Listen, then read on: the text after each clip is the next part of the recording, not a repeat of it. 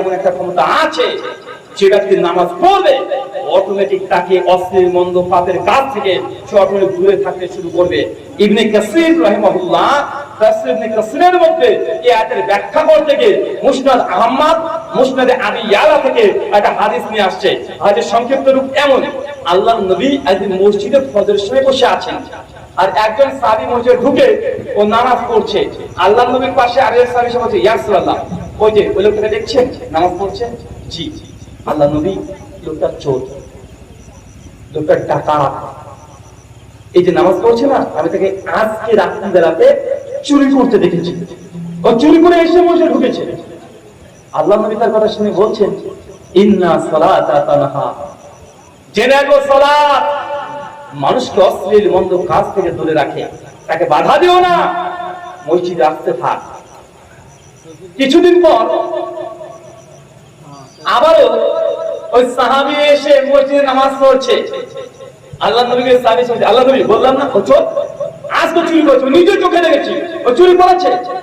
আল্লাহ নবী আবার একই কথা বলছে, ইন্না সালাতা, নিশ্চয়ই সালাত নামাজ মানুষকে অন্যায় পাপের কাজ থেকে দূরে রাখে, আসতে দাও। সালাত তাকে পাপ থেকে দূরে করবেই করবে, তাকে বাধা দিও না, অপমান করো না, অবদস্ত করো না, মসজিদে আসতে থাক।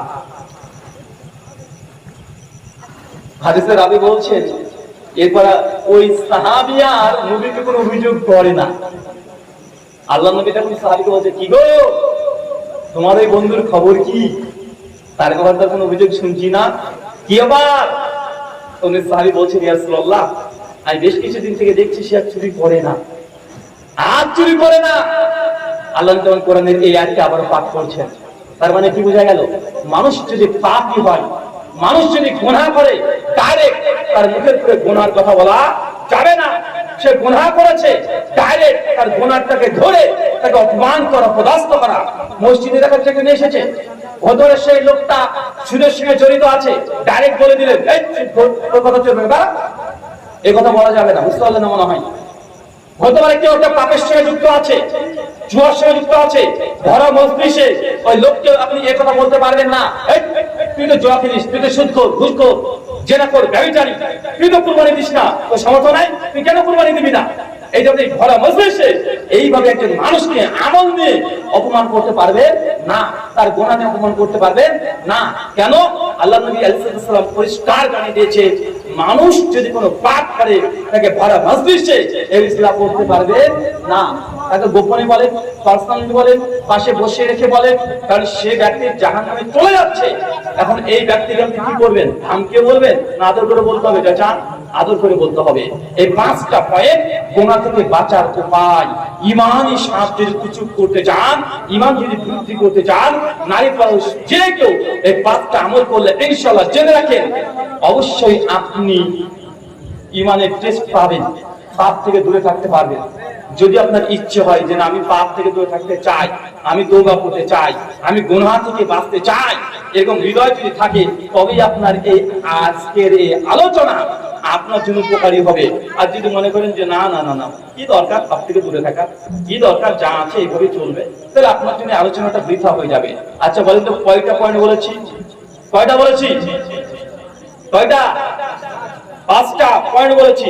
কেউ বলতে পারবেন? শুধু হেডলাইনটা বলেন, ডিটেল আলোচনা নাই, শুধু হেডলাইন। একজন দাঁড়িয়ে বলেন তো, বলেন। আরে হেডলাইনটা বললে আপনার মাথাতে অটোমেটিক আমার বক্তব্যটা মুখস্থ হয়ে যাবে। ভেতরে কি বলেছি ওটা আপনার ভেতরের মধ্যে এখন আছে, হেডলাইন যখন বলবো অটোমেটিক চলে যাবে। কি একজন বলতে পারেন শুধু 5খানা পয়েন্ট? আপনি পারবেন?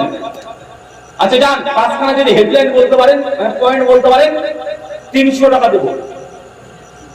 1 ঘন্টা আলোচনা শুনেছেন, 300 টাকা লাভ করে যান।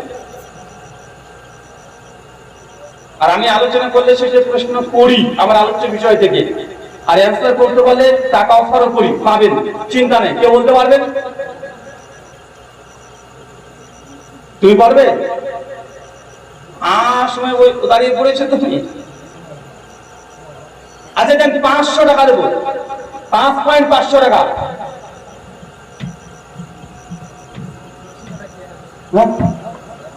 ও টাকা নেবে। আজকে যে 5টা পয়েন্ট আলোচনা করেছি, পাপ থেকে বাঁচার উপায়ের জন্য 5খানা পয়েন্ট বলেছি। শুধু পয়েন্টটা বলে, হেডলাইন বলেন, ভিতরকার মাল ম্যাটার্স বলতে হবে না। আপনি পারবেন কি? হুজুর নাকি আলেম? দাঁড়াও, মাশাআল্লাহ। বিয়ে করেছেন?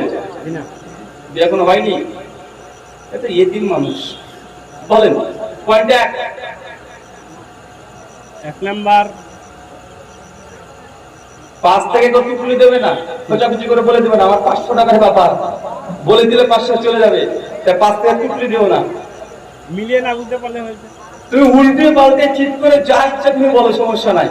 আনমেরিড ম্যাচিওর এখনো হওনি, ব্যাচেলার, সব মাপ আছে।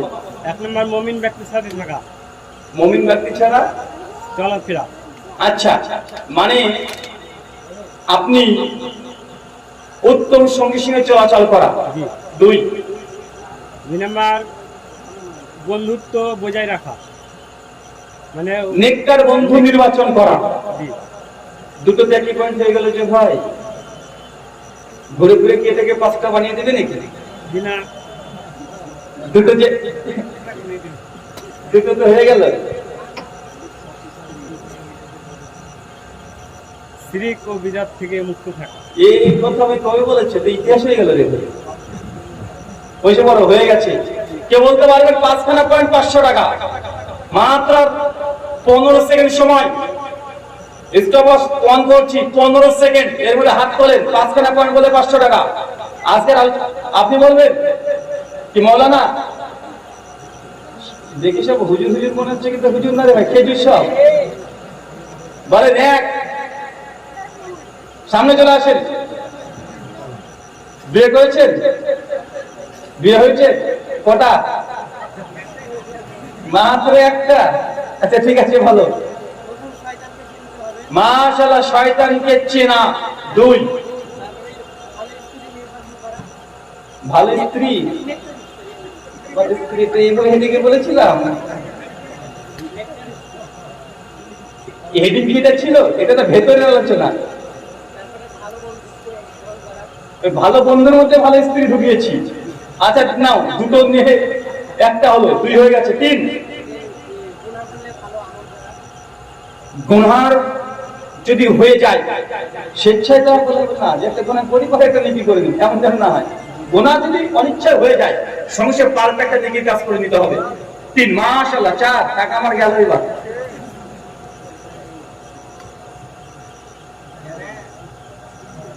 টাকা মানে বেঁচে যাচ্ছে রে ভাই, কোন দিকে দোয়া করবো বলেন?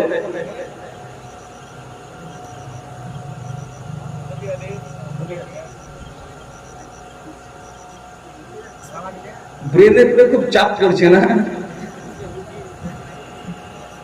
আজকে যদি বেরিয়ে যায় আর কখনো ভুলবে না। কারণ মানুষের যে ব্রেন নির্ভর করে নিউরনের উপরে।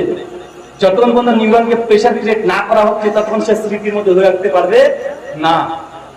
আজকে যদি বলে ফেলতে পারে, মৃত্যু মতো মনে রাখবে।